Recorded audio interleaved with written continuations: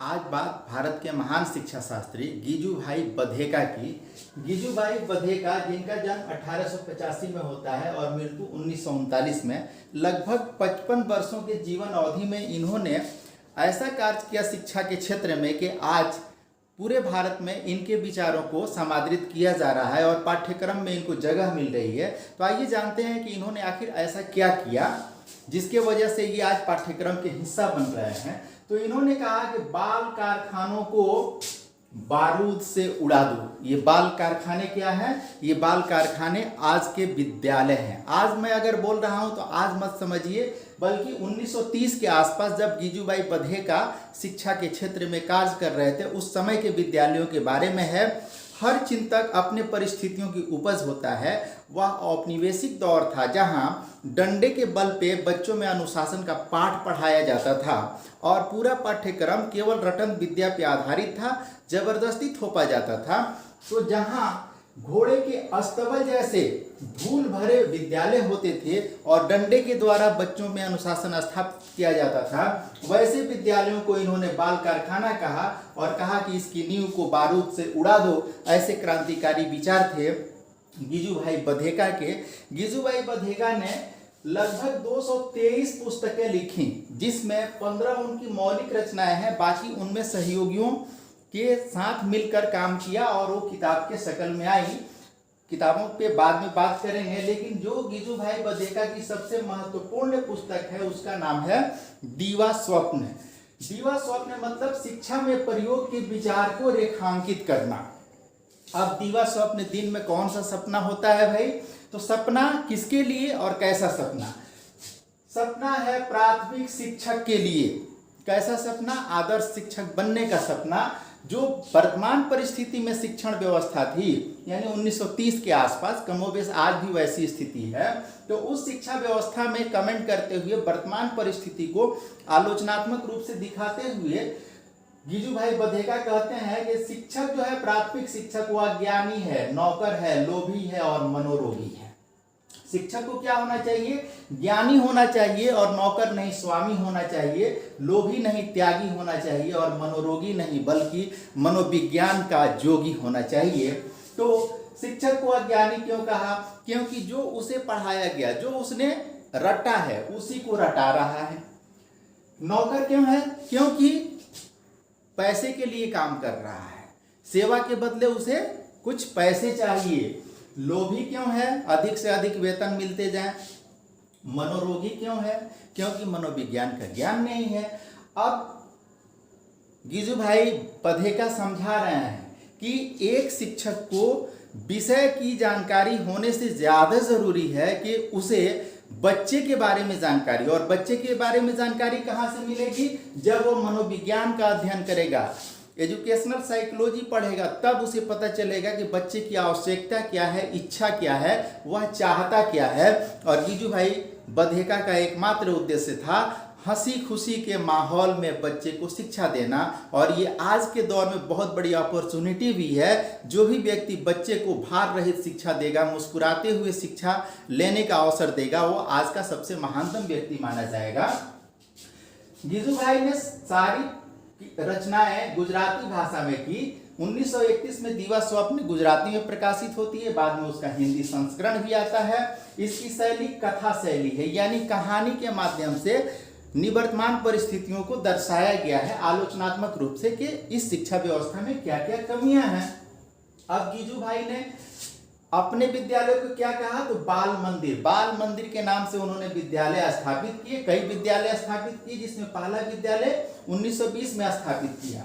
जाहिर सी बात है, जब बाल मंदिर है तो देवता भी होगा। देवता कौन होगा? बालक होगा, यानी विद्यार्थी होगा। देवता की पहली विशेषता क्या होती है? स्वतंत्रता। देवता बंधन में नहीं होता है, और जहां स्वतंत्रता होती है वहां सृजन होता है। देवता की विशेषता स्वतंत्रता और सृजन, तो बालक की भी विशेषता होनी चाहिए, स्वतंत्रता और सृजन। और ये दोनों चीजें कहां से आएंगी? जिज्ञासा से आएगी। इसलिए एक अच्छे शिक्षक की जिम्मेदारी है कि वह बालक को जिज्ञासु बनाए, यानी बालक जितने प्रश्न पूछता है उन प्रश्नों को एक सकारात्मक दिशा देना कि डांट करके उसे अनुशासित करे, बल्कि जिज्ञासा को बढ़ाते जाए।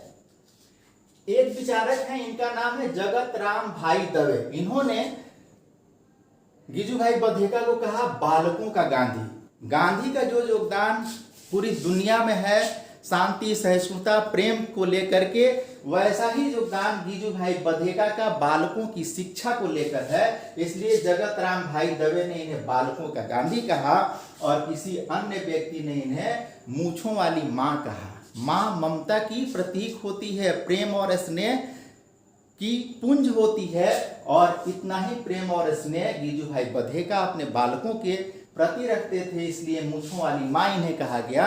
गिजू भाई बधेका की एक सहयोगी हैं जिनका नाम है ताराबेन। ताराबेन ने कहा कि wherever he went he kindled the light। गिजू भाई बधेका जहां गए वहां प्रकाश को प्रज्वलित किया।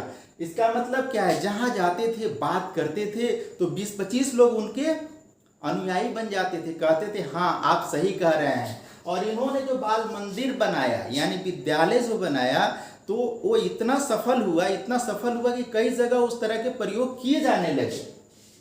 अब इनके कुछ अन्य चीजों को जाने। एक और विद्यालय है जिसका नाम है अध्यापन मंदिर। अध्यापन मंदिर क्या है, आज का शिक्षक प्रशिक्षण संस्थान है, ट्रेनिंग कॉलेजेस हैं। जब गिजू भाई बालकों को शिक्षित कर रहे थे तो उन्हें लगा कि ऐसे शिक्षकों का नितांत अभाव है जो उनके जैसा शिक्षा देते हों, यानी बालक को देवता मान के शिक्षा देते हों। तो इसलिए शिक्षकों को प्रशिक्षित करने के लिए अध्यापन मंदिर बनाया उन्होंने। उनकी 223 पुस्तकों में कुछ महत्वपूर्ण पुस्तकें हैं, जिसमें एक है मॉन्टेसरी पद्धति। मारिया मॉन्टेसरी से ये बहुत प्रभावित थे और इन्होंने मॉन्टेसरी सम्मेलन भी किए। प्राथमिक शाला में चिट्ठी वाचन इनकी एक पुस्तक का नाम है। चिट्ठी वाचन बच्चों को शिक्षा देने का बहुत ही कारगर तरीका है। बच्चों को भी कहिए कि चिट्ठी लिखें और उसका वाचन करें, आप भी लिखिए। इसके माध्यम से बहुत सारी जानकारी दी जा सकती है। एक अन्य पुस्तक है प्राथमिक शाला में कलाकारी कैसे सीखें। कई सीरीज में है ये पुस्तक। एक और पुस्तक का नाम है प्राथमिक शाला में शिक्षक। एक पुस्तक है माता पिता से। अब माता पिता से क्या बात करना चाहते हैं इसमें उन्होंने किया है। चलते फिरते, ये भी उनकी एक पुस्तक का नाम है।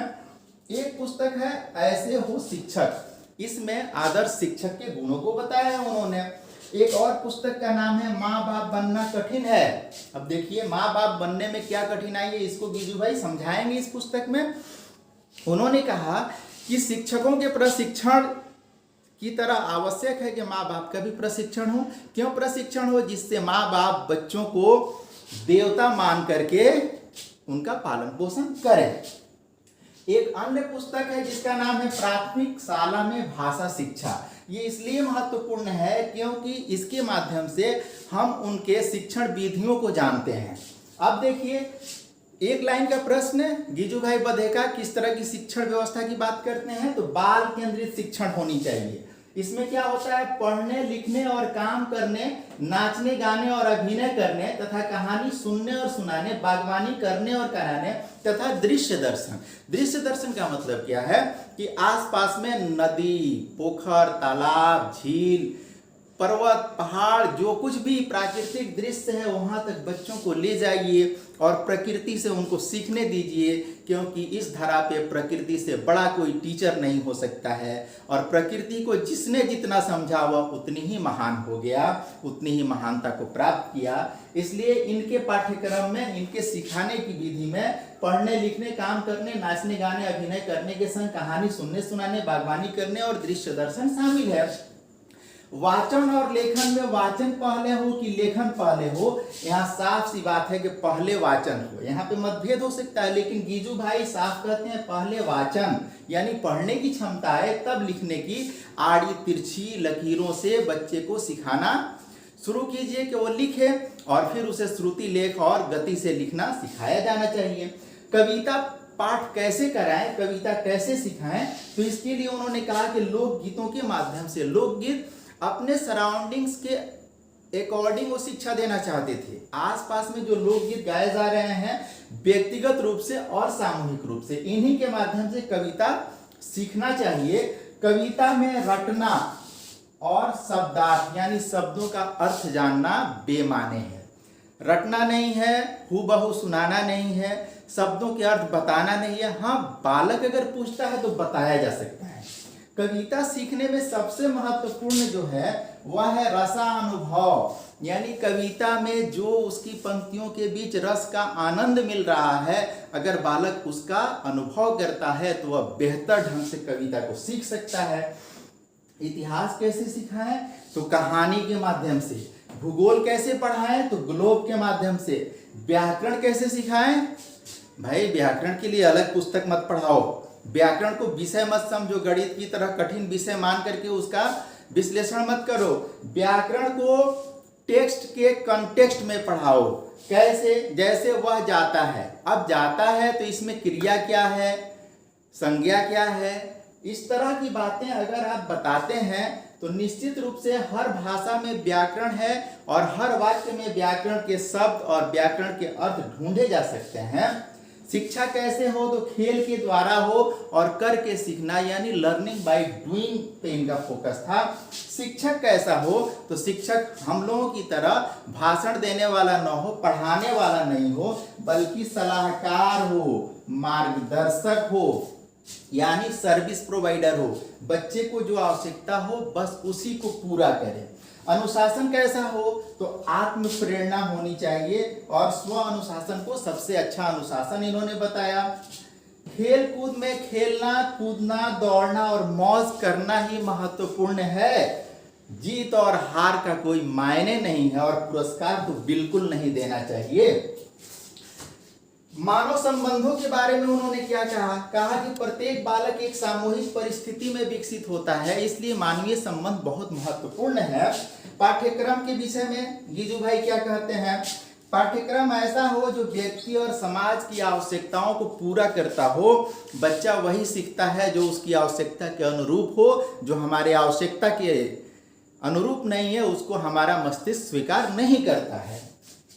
विद्यालय को विभिन्न शिक्षाविदों ने अलग अलग नाम दिया, जैसे मारिया मॉन्टेसरी ने शिशु गृह कहा, फ्रोबेल ने बच्चों का बागीचा किंडरगार्टन कहा, गीजू भाई ने इसे बाल मंदिर कहा। अब एक लाइन का प्रश्न हो कि शिक्षा का प्रमुख उद्देश्य क्या है अकॉर्डिंग टू गीजू भाई? तो गीजू भाई के अनुसार शिक्षा का प्रमुख उद्देश्य शारीरिक विकास करना है। प्रजातंत्र और शिक्षा के संबंध में गीजू भाई क्या कहते हैं? प्रजातंत्र और शिक्षा एक दूसरे के पोषक हैं, यानी दोनों में कोई विरोध नहीं है, दोनों एक दूसरे को पोषित करते हैं। राष्ट्रवाद और अंतरराष्ट्रवाद के बारे में क्या कहते हैं? कहते हैं कि राष्ट्रवाद और अंतरराष्ट्रवाद एक दूसरे के पूरक हैं, दोनों में समन्वय स्थापित किया, कोई विरोध नहीं है। विरोध तो वहाँ होता है जहाँ संघर्ष हो। गीजू भाई के दर्शन में गांधी जी के दर्शन की तरह अहिंसा महत्वपूर्ण है, इसलिए चाहे राष्ट्रवाद हो या अंतरराष्ट्रवाद हो, हर जगह प्रेम की प्रधानता है। बालक के संग प्रेम पूर्ण व्यवहार के कारण ही, माँ की तरह व्यवहार करने के कारण ही इन्हें मूंछों वाली माँ कहा गया।